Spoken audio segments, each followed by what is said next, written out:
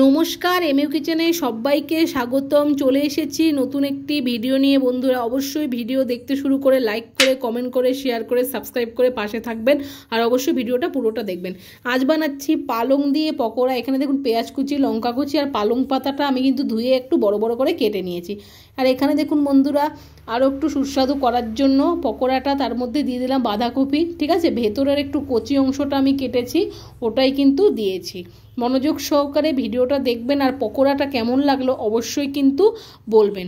তো দেখতেই পাচ্ছেন বন্ধুরা, আপনাদের সব কিছু দেখে নিলাম। এবার দিয়ে দিচ্ছি খাবার সোডা, পরিমাণ মতো নুন দিয়ে দিলাম। এবার দিয়ে দেবো পরিমাণ মতো লঙ্কার গুঁড়ো।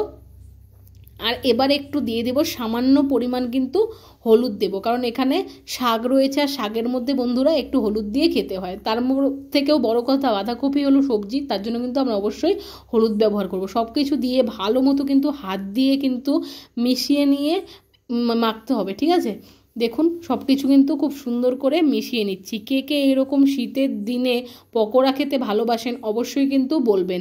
ঠিক আছে বন্ধুরা, আমার চ্যানেলে কিন্তু আপনারা নানান রকম পকোড়ার রেসিপিও কিন্তু পেয়ে যাবেন। ঠিক আছে, আর বন্ধুরা এখন কিন্তু আমি সবসময়ই লাইভ আসছি, অবশ্যই কিন্তু আমার লাইভে জয়েন করবেন। আর আমার ভিডিওগুলো কেমন লাগছে অবশ্যই কিন্তু কমেন্ট বক্সে জানাতে একদমই ভুলবেন না।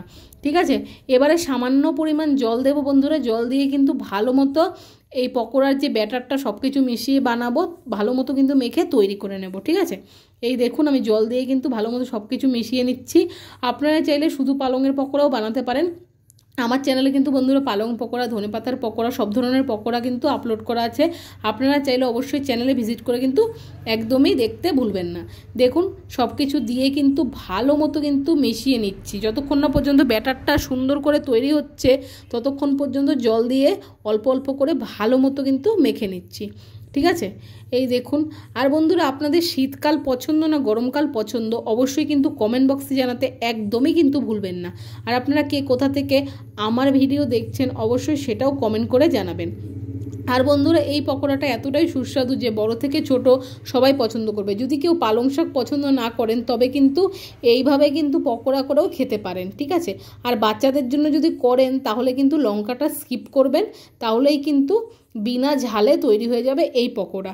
দেখুন কত সুন্দর, আপনাদের সাথে কথা বলতে বলতে বলতেই কিন্তু একদমই মাখা হয়ে গেল। প্রথমে ভেবেছিলাম এটা লাইভে আমি করে দেখাই আপনাদের, কিন্তু আমি লাইভে এসে দেখলাম আপনারা কেউ আসেননি, তার জন্য ভাবলাম খুব সুন্দর করে ভিডিওটাই করে নিই, তাহলে আপনাদের সাথে শেয়ার করতে পারবো, তাই না?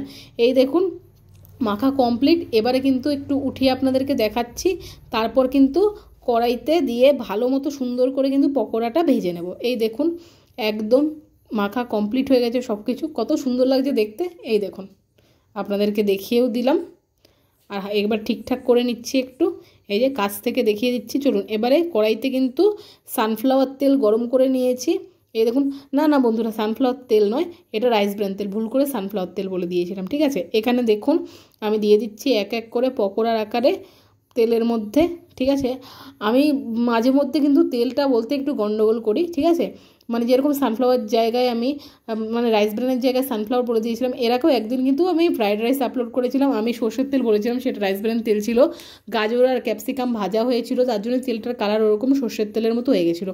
কমেন্ট করে মানে আমি কমেন্টে লিখে পিন করে দিয়েছিলাম যাতে আপনারা বুঝতে পারেন। ঠিক আছে, তো এই দেখুন এবার দিয়ে দিয়েছি সব কিছু, ভালো মতো পকোড়ার আকারে গড়ে নিয়েছি। এবারে একটা একটা করে কিন্তু উল্টে নেব। এই দেখুন, ভেবেছিলাম একটা একটা উল্টাবো, কিন্তু বন্ধুরা পুরোটাই কিন্তু একসাথে উল্টে দিয়েছি। এই দেখুন, এবারে খুব সুন্দর করে লাল লাল করে কিন্তু ভেজে নামিয়ে নিলেই তৈরি হয়ে যাবে এই সুস্বাদু পালং বাঁধাকপির পকোড়া, তাই না? এই দেখুন খুব সুন্দর করে কিন্তু আপনাদেরকে দেখানোর চেষ্টা করছি আমি। ঠিক আছে, আপনাদের কেমন লেগেছে অবশ্যই রেসিপিটা বলবেন। আর চটপট বসে না থেকে এক্ষুনি চলে যান, ঘরে বাঁধাকপি থাকলে চটপট এই পকোড়া বানিয়ে ফেলুন। যদি পালং নাও দেন স্কিপ করেন, কোনো অসুবিধা নেই। ঠিক আছে, এই দেখুন কাছ থেকে দেখাচ্ছি আপনাদের, কত সুন্দর হয়েছে না দেখতে। আর বন্ধুরা, যেরকম দেখতে হয়েছিল সেই রকমই কিন্তু খেতেও খুব সুস্বাদু হয়েছিল। এই প্রথম ধাপটা ভেজে নিচ্ছি, তোমাদেরকে দেখাচ্ছি, মানে আপনাদেরকে দেখাচ্ছি, সরি ভুল করে তোমাদের বলে দিয়েছি, কিছু মনে করবেন না বন্ধুরা। এই দেখুন ভালো মতো কিন্তু লাল লাল করে ভেজে নিচ্ছি।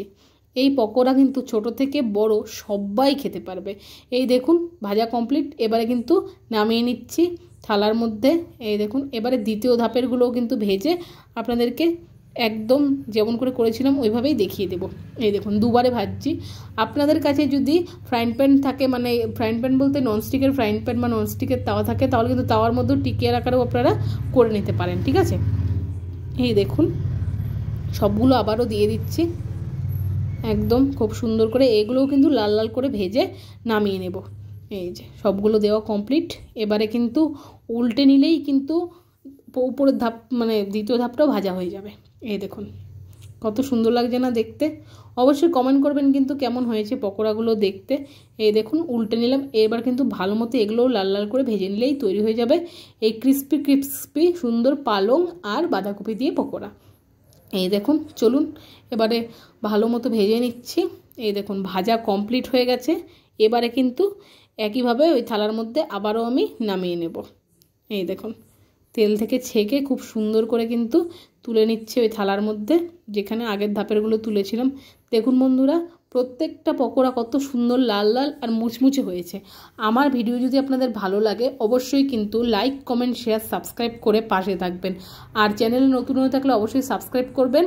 আর আপনাদের আত্মীয় পরিজনদের সাথে আমার চ্যানেলটা শেয়ার করবেন, ভিডিওগুলোও শেয়ার করবেন। যদি ভালো লাগে অবশ্যই লাইক করে পাশে থাকবেন। সবাই ভালো থাকবেন, সুস্থ থাকবেন, সাবধানে থাকবেন। আবার আসছি এমইউ কিচেনের নতুন একটি ভিডিওর সাথে। তাহলে বন্ধুরা ধন্যবাদ।